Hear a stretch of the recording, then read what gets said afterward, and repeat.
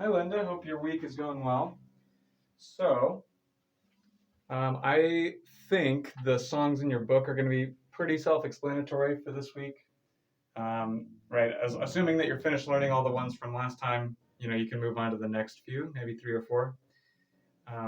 So what I'm going to do for right now, actually, is just run through some fundamental stuff that you're going to need to know for the next book anyway. So it would be things like identifying notes and playing rhythms, just to strengthen those two skills. Uh, so yeah, okay, let's go ahead and do that. All right, so what I'm gonna do is I'll put a note up on the camera, and then I want you to pause the video there and try to work out what that is on your own. And then when you hit play, I'll say what the answer was and explain how you can figure that out. But let's review really quick. We've got our, whoops, we've got our staff here, right? 5 lines, another staff here. Together they make the grand staff. So right hand up here, left hand down here. Okay. In this case, we've got a treble clef up here, which, as we talked about, just means that this is like a high section of the piano, so above middle C. And we have the bass clef down here, which just shows us, okay, this is a low section. This is going to be below middle C. For treble clef, I believe we learned the phrase, every gummy bear deserves fudge, for the 5 lines, starting from the bottom. And for the bass clef, I think we used good burritos don't fall apart for the lines. So I'll do a couple examples first before we do this, right? So this one, okay, I can see it's bass clef, so let's figure out what this top line is. That will help us. So good burritos don't fall apart. Okay, great. This line's A. This is the space right above A, right? It's a letter above A, so it's B. And as we can see, that is B, right below middle C. Okay, here's another one. If this is easy enough for you to recall as you're doing this, you can also remember that we learned the spaces of the treble clef specifically spell the word face, so F-A-C-E. So right away I say, okay, this is a space note. So I'm going to go, okay, start from the first space. We're going to spell out the word face, right? F-A, and there we go, we're done, it's A. But if it's kind of tricky to remember 3 different, shortcuts, you can just stick with the ones for the lines. And if that's the case, whoops, you could go, okay, well, this is treble clef, so we're gonna go every gummy bear deserves fudge, right? So every gummy, great, this letter, or this line is G, one up must be the next letter in the music alphabet after G, which is of course A, so that one's gonna be A. Okay, so again, we got, for bass clef, the lines, good burritos don't fall apart. Treble clef lines, every gummy bear deserves fudge. And if it's easy enough to remember, treble clef spaces spell the word face. All right, so let's do this one. Pause the video here, try and work out what this one is. All right, so this one is F, and I know that because for bass clef we go, good burritos don't fall. So F, right? It's a line note, so we can just do that directly. Okay, let's do this one. All right, so the answer you should have gotten would be E. This is on the first line of the treble clef, or treble staff, I should say. So every gummy bear, right? So it's E. Okay. You know what, I'll even zoom in a little bit, why not? Okay. This one is D. It's a line on the treble staff, right? So we got every gummy bear deserves, D. There we go. Let's do some more. This one. All right. This one is also D. Bass clef, we go good burritos don't, right? So you can see it's a lot of, it's just going to be practice with this because, there's only so many times you can do this before you have it memorized, right? With all the, or easily recallable and memorized. At first, it might take a little bit of thinking, like, oh gosh, which, excuse me, which phrase is it going to be, blah, blah, blah, but it gets faster. So yeah, this is D. Good burritos don't. Okay, let's try this one.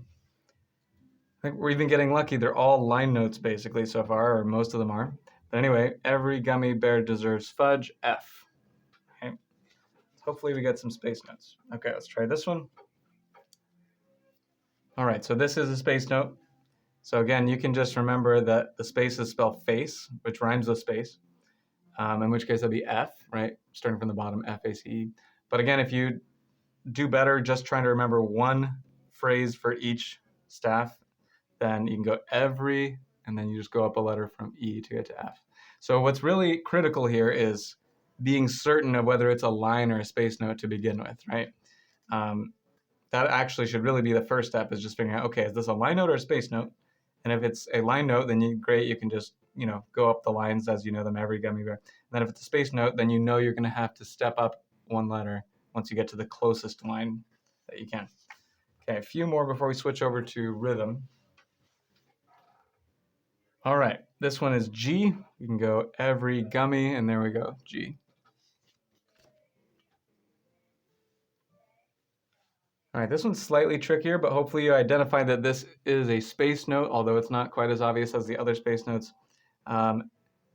Just the fact that it's not a line note, right? The fact that a line is not going through the middle of the note head makes it a space note, even though it's not actually in between two lines, right? This is a space note, and it's lower than the first line by one. So we know the first line is E. If we step down from E, we get to D, being the note before. So let's do one more. I'm going to try to get a bass clef space note because I don't remember seeing one of those yet. Okay, here's one right here. Let's try this one out. All right, so this is a G. And I know that because I can go, well, first of all, identify that it's a space note. That's important. So the plan then is going to figure out what the line is that's right here, and then we just go up a letter, right? And it's always going to be easier to go up a letter rather than down a letter. So because, then you're just going forward through the alphabet instead of backwards through the alphabet. So good burritos don't fall. This line is F. We just go up a letter to G, and that, of course, is going to be G right there. All right, so notice that even this G, which is pretty high on the bass staff, is still lower than middle C, right? So that's kind of the whole idea with the bass clef. Okay, let's move on to some rhythms then. So you can either play a key on the piano or you can tap along with me. Let's see here. We'll do some in 4/4 first. So let's review what these symbols are. Whoops. All right. We begin with our time signature. Right here, 4/4. The top number will tell us how many beats are in a measure. This is the number that we really care about for now. It'll be months before we bother, before we see anything where this is not a 4. But this 4 does mean quarter. So 4 quarters, as in you can fit 4 quarter notes into one measure. And indeed, that's what we have here, right? So time signature here. These are quarter notes, right? 1 beat each. This is a quarter rest, which is also 1 beat, which is why it's called a quarter rest. All right, here we go. So I'm just going to kind of tap along here. So tap along with me. I'll count us in. So 1, 2, 3, 4. 1, 2, 3, 4. 1, 2, 3, 4. Like that. Okay, so that one's not too bad, right? The only beat that was silent was the final one there. Okay, let's try this one. Now the time signature is 3/4. So now when we count, right, we're still going to follow the beat, but as soon as we get to 3, we'll start over at 1 again, right? So 1, 2, 3, 1, 2, etc. So here we go. I'm only going to count to 3 before we start. 1, 2, 3. 1, 2, 3. 1, 2, 3. Now, if any of these are tricky or you didn't quite get them the first time, come back later or even right after and try it again. See if you can get it exactly with me. I'll flip this one over. Here's another one in 3/4. So again, you can, if you want, you can even pause the video and just kind of look at it for a few seconds before trying it. Here we go. 1, 2, 3. 1, 2, 3. 1, 2, 3. All right. So just in case, because I know 3/4 is a little trickier, I'm going to point along so you can see exactly what I'm doing here. So again, this one goes 1, 2, 3. 1, 2, 3. 1, 2, 3. Like that. And let's do, I think, 2 more. This one has some symbols we haven't learned yet, I think. Let's do this one. This one looks pretty good. I don't know if we've seen this one yet. This is a half rest, but it doesn't really matter because it's at the end anyway. So it just means after you play this, the rest of the measure is silent here. But anyway, all right, from the beginning. 1, 2, ready, go. 1, 2, 3, 4. 1, 2, 3, 4. 1, 2, 3, 4. 1, 2, 3, 4. And let's finish with one final one. Okay, this will be the hardest one so far. This one has quarter notes, quarter rests, half notes, and dotted half notes. And you might remember the dotted half note gets 3 beats. In fact, in general, the dot, you can actually add a dot to any type of note and it makes it a little longer. And we'll kind of get into the specifics of that later. But in this case, it adds an extra beat. So 3 beats for that one. All right, here we go. 1, 2, ready, go. 1, 2, 3, 4. 1, 2, 3, 4. 1, 2, 3, 4. 1, 2, 3, 4.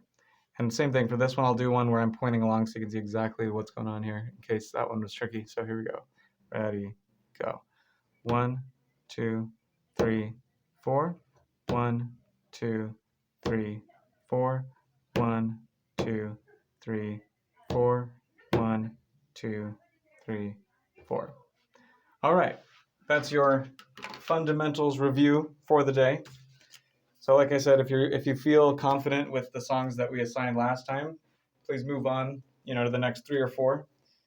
But hopefully you'll still remember the ones from this past week so that we can review them next time.